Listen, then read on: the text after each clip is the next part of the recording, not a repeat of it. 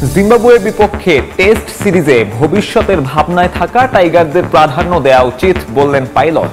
জাতীয় দলের সঙ্গে সাংঘর্ষিক হলেও পিএসএল-এ ক্রিকেটার পাঠানোর তাগিদ। জিম্বাবুয়ের সাথে যদি এরকম ভালো প্লেয়ার থাকে তাদেরকে ছেড়ে দেওয়া উচিত এবং সেখানে যদি খুব ভালো ক্রিকেট খেলা হয় তাহলে ফাইনান্সিয়াল হিসেবে বেনিফিট হবে, সেখানে যে তার কোয়ালিটি ক্রিকেট খেলা আসলো। বিসিবির কেন্দ্রীয় চুক্তি থেকে নাম প্রত্যাহার মাহমুদুল্লাহর। 22 জনের নতুন তালিকা প্রকাশ বোর্ডের। এ+ ক্যাটাগরিতে একমাত্র ক্রিকেটার তাসকিন আহমেদ। জাতীয় দলের খেলার সঙ্গে সাংঘর্ষিক হলেও পিএসএল-এ বাংলাদেশি ক্রিকেটারদের পাঠানো উচিত। শক্তিমত্তায় টাইগারদের চেয়ে জিম্বাবুয়ে পিছিয়ে। আসন্ন টেস্ট সিরিজে ভবিষ্যতের ভাবনায় থাকা ক্রিকেটারদের পরিকল্পনায় রাখা উচিত বলে মন্তব্য করেছেন সাবেক অধিনায়ক খালেদ মাসুদ পাইলট। এছাড়া ক্রিকেটারদের মাঠ থেকে মর্যাদার সঙ্গে বিদায় নেয়ার পক্ষে পাইলট। সঙ্গে নির্বাচকদের আরও দায়িত্বশীল হতেও আহ্বান জানান তিনি। শিরোপা জয়ের লক্ষ্যে চ্যাম্পিয়ন্স ট্রফিতে গিয়ে খালি হাতে ফিরেছে বাংলাদেশ ক্রিকেট দল। দেশে ফিরে ঢাকা প্রিমিয়ার লিগে ব্যস্ত সময় পার করছে জাতীয় দলের ক্রিকেটাররা। এরপর আগামী মাসে 2 ম্যাচের টেস্ট সিরিজ খেলতে বাংলাদেশে আসছে জিম্বাবুয়ে। সিরিজ চলাকালীন চলবে পাকিস্তান সুপার লিগ, যে ফ্রাঞ্চাইজি টুর্নামেন্টে ডাক পেয়েছেন লিটন, নাহিদ ও রিশাদ। তবে জিম্বাবুয়ে সিরিজ থাকায় তাদের পিএসএল-এ যাওয়ার এনওসি পাওয়া নিয়ে দেখা দিয়েছে শঙ্কা। বিভিন্ন ফ্রাঞ্চাইজি লিগ খেলে জাতীয় দলে সুনাম কুড়াচ্ছেন বেশ কিছু আফগান ক্রিকেটাররা। সাকিব আল হাসানের বড় তারকা হওয়ার পেছনেও অবদান আছে এসব লিগের। তাই জিম্বাবুয়ে পিছিয়ে থাকায় এ সিরিজে নতুনদের সুযোগ দিয়ে লিটন, নাহিদ রানাদের পিএসএল-এ পাঠানো উচিত বলে মনে করেন সাবেক অধিনায়ক খালেদ মাসুদ পাইলট। জিম্বাবুয়ের সাথে যদি এরকম ভালো প্লেয়ার থাকে তাদেরকে ছেড়ে দেওয়া উচিত। দেশের কোনো খেলোয়াড় বিদেশের কোনো ফরম্যাটে খেলে বেড়াবে এবং সেখানে যদি খুব ভালো ক্রিকেট খেলা হয় তাহলে ফাইনান্সিয়াল হিসেবে বেনিফিট হবে, সেখানে যে তার কোয়ালিটি ক্রিকেট খেলা আসলো। আপনার নিজের দেশের জন্য ভালো, তার সুন্দর প্রিপারেশন হয়ে গেল। প্লেয়ারকে যত আপনি অ্যালাউ করবেন, যেমন সাকিবের কথা যদি দেখেন, সাকিব আজকে আইপিএলে খেলতে খেলতে সাকিব কিন্তু একদম পরিপূর্ণ একটা প্লেয়ার হয়ে গেছিলো। তো এরকম প্লেয়ার যদি 5টা 7টা 10টা যদি প্লেয়ার আইপিএলের মতো পিএসএলের মতো জায়গায় যদি খেলতে পারে তাহলে আপনি কিন্তু প্লেয়ারগুলো আস্তে আস্তে ইমপ্রুভ করবে এবং আইকনিক প্লেয়ার হবে। জিম্বাবুয়ের বিপক্ষে 2 ম্যাচের টেস্ট সিরিজে ফেভারিটের তকমা নিয়ে মাঠে নামবে বাংলাদেশ। তবে শক্তিমত্তায় টাইগারদের চেয়ে জিম্বাবুয়ে পিছিয়ে থাকায় ভবিষ্যতে ভাবনায় থাকা ক্রিকেটারদের পরিকল্পনায় রাখা উচিত বলে মনে করেন পাইলট। আমার মনে হয় যে একটু ইম্প্রোভাইজ করা উচিত, যে আপনি ভবিষ্যৎ বাংলাদেশ টিমকে কাকে দেখছেন বা কাদেরকে দেখছেন, এরকম কিছু প্লেয়ারকে আমার কাছে মনে হয় যে চিন্তা ভাবনা করা, যে এবং কম্পিটিটিভ আমরা যেন জিতি, মেন উদ্দেশ্য থাকবে জিতা, এবং সাথে যেন আমার কিছু প্লেয়ারকে সুযোগ করে দেওয়া, যেন ভবিষ্যতে বাংলাদেশ টিমে যারা সার্ভিস দেবে তাদেরকে এইখানে ডেবু করে দেওয়া বা অথবা এদেরকে এখনই একটা ভালো লেভেলে নিয়ে আসা। এদিকে মাঠ থেকে ক্রিকেটারদের বিদায় দিতে ব্যর্থ হচ্ছে বিসিবি। লম্বা সময় দলকে সার্ভিস দেওয়ার পর জাতীয় দলের ক্রিকেটারদের বিদায় হয়নি আশানুরূপ। চ্যাম্পিয়ন্স ট্রফি থেকে 2 সিনিয়র ক্রিকেটার মুশফিকুর রহিম ও মাহমুদুল্লাহ রিয়াদের অবসর নিয়ে শুরু হয়েছে নানা আলোচনা সমালোচনা। জাতীয় দলের ক্রিকেটারদের মাঠ থেকে মর্যাদাপূর্ণ বিদায় দেওয়া উচিত বলে মনে করেন খালেদ মাসুদ। সঙ্গে নির্বাচকদের আরও দায়িত্বশীল হতেও আহ্বান জানান তিনি। রিটায়ারমেন্টটা মাঠ থেকে হলে খুবই ভালো হয়। প্লেয়ার এবং ম্যানেজমেন্ট, বিশেষ করে সিলেক্টর, এই দুজনের মধ্যে খুব সুন্দর একটা আন্ডারস্ট্যান্ডিং থাকা উচিত। সিলেক্টররা বলে দেবে কোন সময়টা পর্যন্ত তোমাকে আমরা কন্টিনিউ করব। তো সেইটা আমার মনে হয় যে বাংলাদেশে হয় না। দেশে অনেক অপরচুনিটিস, অনেক ভালো ভালো ট্যালেন্টেড প্লেয়ার আছে, খেলার সুযোগ পেলে হয়তো তারা সেই জায়গাগুলো ধরবে, বাট কালচারটা ইমপ্রুভ করতে হবে। যদি আপনি তাকে আরও বড় প্লেয়ার বানাতে চান, আপনি যদি সাকিব, মুশফিক, তামিমদের চেয়েও বড় প্লেয়ার বানাতে চান, তাহলে ডোমেস্টিক কালচারটাকে ডেভেলপ করতে হবে যেন ওরা আরও উপরের দিকে যেতে পারে। 5 ভিন্ন ক্যাটাগরিতে মোট 22 ক্রিকেটারকে নিয়ে 2025 সালের জন্য কেন্দ্রীয় চুক্তির তালিকা প্রকাশ বিসিবির। একমাত্র ক্রিকেটার হিসেবে এ+ ক্যাটাগরিতে তাসকিন আহমেদ।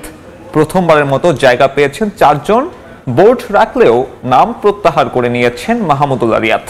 জায়গা হয়নি শামীম ইমনদের মতো সম্ভাবনাময়দের। সাধারণত কেন্দ্রীয় চুক্তিতে রাখা হয় গোটা 1 বছরের কথা মাথায় রেখে। প্রাধান্য দেয়া হয় ভবিষ্যতের বিবেচনায় থাকা সম্ভাবনাময় ক্রিকেটারদের। তবে ব্যতিক্রম বিসিবি। 2025 সালের জন্য প্রকাশিত তালিকায় তাই পারফরমেন্সের চেয়ে দাপট বেশি নামের। আরও একটা ব্যর্থ আইসিসি ইভেন্ট শেষেও কেন্দ্রীয় চুক্তির তালিকায় 2 সিনিয়র মুশফিক, মাহমুদুল্লাহ। ওয়ানডে থেকে অবসরের ঘোষণায় মার্চ থেকে মুশফিকের অবনমন ঘটবে ক্যাটাগরি বিতে। অবসর না নিলেও শেষ মুহূর্তে নাম প্রত্যাহার করে নিয়েছেন রিয়াদ নিজেই। 5 ক্যাটাগরিতে 21 জন ক্রিকেটারকে রেখে নতুন তালিকা প্রকাশ করল বিসিবি, যেখানে সর্বোচ্চ A+ ক্যাটাগরিতে মাত্র একজন তাসকিন আহমেদ। বিসিবি থেকে প্রতি মাসে এই পেসার পাবেন 10 লক্ষ টাকা। বাংলাদেশ অধিনায়ক নাজমুল শান্ত আছেন এ ক্যাটাগরিতে, তার সঙ্গে সহ অধিনায়ক মেহেদী হাসান মিরাজ আর লিটন কুমার দাস। তাদের বেতন মাস প্রতি 8 লাখ। বিতে আছেন শুধুমাত্র টেস্টের বিবেচনায় থাকা মুমিনুল হক ও তাইজুল ইসলাম। উঠতি তারকা নাহিদ ছাড়াও এখানে জায়গা হয়েছে মোস্তাফিজ, হাসান ও তাওহিদ হৃদয়ের। ক্যাটাগরি সিতে আছেন সৌম্য, জাকের, শরীফুলরা। মোট 8 ক্রিকেটারকে মাস প্রতি 4 লাখ টাকা বেতন দেবে বিসিবি। এরপর আছে ডি ক্যাটাগরি, নাসুম আর খালেদ আহমেদের বেতন 2 লক্ষ করে। সামনের 1 বছরের চিন্তা মাথায় রেখে তালিকা করা হলেও রাখা হয়নি শামীম পাটোয়ারিকে। অথচ ঘরোয়া থেকে হাই পারফরম্যান্স রিয়াদ পরবর্তী সময়ে এই ক্রিকেটারকে বিবেচনায় রাখা উচিত বিসিবির। একইভাবে সুযোগ পাননি পারভেজ ইমনও, অথচ সবশেষ চ্যাম্পিয়ন্স ট্রফির স্কোয়াডে ছিলেন এই ওপেনার। ভবিষ্যতের ভাবনা বিবেচনায় নিলে ইমনের জায়গা পাওয়াটাও ছিল প্রত্যাশিত। নতুন তালিকায় বাদ পড়েছে অনেক মুখ। সাকিব আল হাসান নেই প্রত্যাশিতভাবেই। নুরুল হাসান সোহান, জাকির হাসান, মাহমুদুল হাসান জয় কিংবা নাইম হাসানও কাটা পড়েছেন। নতুন চুক্তির মেয়াদ চলতি বছরের ডিসেম্বর পর্যন্ত। বিসিবির কঠোর অবস্থানে যাওয়ার হুঁশিয়ারিতে এশিয়ান লিজেন্ডস লিগ না খেলেই ভারত থেকে দেশে ফিরল বাংলাদেশ টাইগার্স।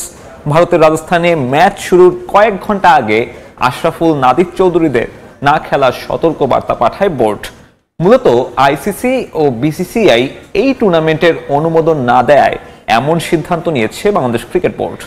আলোচনাটা ছিল বহুদিন আগ থেকেই ভারতে এশিয়ান লিজেন্ডস লিগ খেলতে যাবে বাংলাদেশ, যার নেতৃত্ব দেবেন মোহাম্মদ আশরাফুল। কথা অনুযায়ী ডিপিএল এর মাঝেই 9 দিনের এই টুর্নামেন্টে অংশ নিতে দল নিয়ে রাজস্থানের উদ্দেশ্যে উড়াল দেন টাইগারদের সাবেক অধিনায়ক। তবে ম্যাচ শুরুর কয়েক ঘন্টা আগে বিসিবি থেকে দুঃসংবাদ পায় বাংলাদেশ টাইগার্স।